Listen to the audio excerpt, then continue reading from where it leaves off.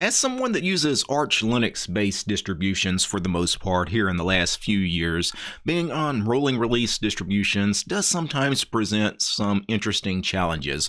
For one thing, because you're on rolling release distributions, you're constantly getting a new kernel. Every time there's a kernel update, you get the latest version of that kernel. And the kernel, of course, is the most important program on the system. Without a working kernel, you do not have a working operating system. And today, I ran an update on my Arco Linux installation. I did a pacman SYU, and at some point during the package installation, I'm assuming it was during the kernel installation, something happened. My window manager crashed. I hit a key on the keyboard that I shouldn't have. Anyway, I killed the window manager I was in, which killed the terminal that was running that update, and I'm pretty sure it was in the middle of that kernel installation. So when I rebooted the machine doesn't boot. I get an error. I get an error about VM Linux-Linux. That's a file or program on the system that can't be found. It's typically found if you install the Linux kernel, but for whatever reason, I'm getting that error. So my system won't actually boot. I can't get to a TTY. You can't get to anything without a working kernel. So get my handy USB stick, and I've got a copy of Arco Linux on this USB stick. And let me show you how I solved this problem rather easily. I know a lot of people, especially new to Linux users, would probably freak out if they reboot their machine. They get an error about the kernel. They can't do anything. Many people probably just assume, well, I've got to reinstall at this point. No, the fix actually was really simple. So the first step, obviously, is to have a USB stick with another Linux operating system installed so you can boot into the live USB stick. So I already had this USB stick with Arco Linux, and I plugged it in to my workstation here, the one that was having the issues, and I went ahead and booted directly into the live environment off that USB stick.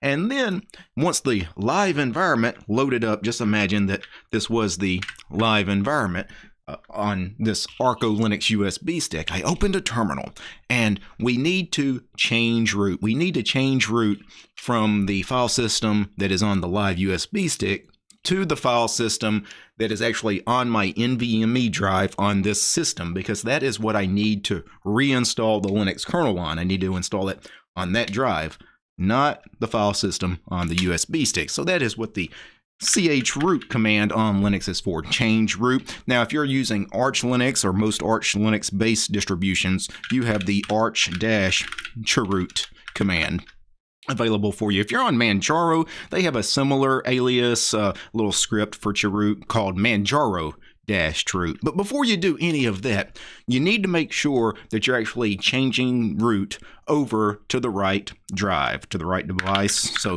go ahead and do a lsblk list block, and then find the device that you want to write to. So there is my NVMe drive. I've got one partition on it. So what I needed to do at that point, I need to go ahead and mount that partition somewhere. So I did a sudo mount. You need root privileges if you're not the root user. Then I did /dev/NVMe01. I just copy that. We're going to mount that over to /mnt is where I chose to mount that. And then if I hit enter, it would mount that over to /mnt. Now that you have that drive in the physical machine mounted, then you would want to do a sudo chroot, or in my case, sudo arch-chroot.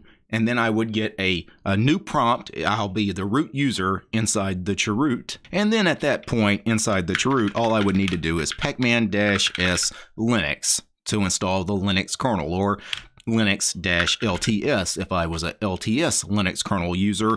Or in my case, what I did is I install both. I keep both the kernels on my system. And that's it. Now I've reinstalled Linux properly to the drive in the physical machine. And at that point, all I need to do at that point would be to exit out of the chroot, then run a umount for unmount /mnt. So it unmounts that drive, and then reboot the machine. As it reboots, unplug the USB stick, and voila, I got my machine back. And seriously, that took just a few minutes, where again, it's one of those problems that a lot of people, especially when you're new and you don't know what the problems are, because I was like this as a new Linux user. Sometimes you would have these bad updates and you'd reboot and you get a black screen, for example. Now a black screen is different because typically you'll get the grub menu and then it'll log you in and you'll get a black screen. That's a driver issue. That's your video driver is bad. That's why, it's trying to display a graphical environment for you, but it can't. You just get a black screen. Well, that's much easier. You don't even have to fool with the USB stick for the driver issue. You just drop to a TTY. So Control Alt F3, for example, to switch to TTY3, run a sudo pacman-S NVIDIA for the NVIDIA drivers or whatever it happens to be, whatever driver you need to install and reboot. You don't even have to fool with arch-chroot or anything like that. Really, you only have to fool with arch-chroot for just a couple of packages on your system. The kernel, obviously, you may want to arch-chroot for grub issues is another one that commonly comes up. So when you reboot, you don't even get your grub screen. So what you'd have to do is, instead of installing Linux like I did, you would install the grub package, and then you would also need to make the grub config. You can check the Arch Linux wiki. If you've ever done a base Arch Linux install, basically you just redo what you would do in an Arch Linux install. Install grub and then make the config, which is an automated process. Reboot, voila, your machine works again. So just some quick tips. One thing I do want to strongly recommend everybody that is strictly a Linux user like myself, I always keep a USB stick with another Linux operating system on it. Always. I have a laptop bag that a lot of times I keep with me. It's got a USB stick of Ubuntu LTS on it. I use that mainly as a rescue USB stick. This Arco Linux stick I had, I just happened to have it because I installed Arco Linux not too long ago off of this stick, and I still had it, thankfully. And of course, the live USB rescue stick also serves a dual purpose, because sometimes you'll meet friends and family that are not familiar with Linux and they want to try it out, and you can actually install Linux for them, or just give them the USB stick if you want. Let them try it out on the live USB stick. Now, before I go, I need to thank a few special people. I want to thank the producers of this episode: Gabe, James, Maxim, Matt, Mehmet, Mitchell, Paul, Royal, Wes, Armor Dragon, Bash Potato, Chuck, Commander Angry, George, Lee, Methos, Nate, Urion, Paul, Peace, Archim, Door, Polytech, Realities for Let's, Red Prophet, Roland, Tools, Devler, and Willie. These guys, they're my highest tiered patrons over on Patreon. Without these guys, this episode about me screwing up a Pac-Man SYU update earlier today, it wouldn't have been possible. The show is also brought to you by each and every one of these fine ladies and gentlemen. All these names you're seeing on the screen right now, these are all my supporters over on Patreon. Without these guys, I couldn't do what I do. If you like my work and want to support me, subscribe to DistroTube over on Patreon. All right, guys. Peace.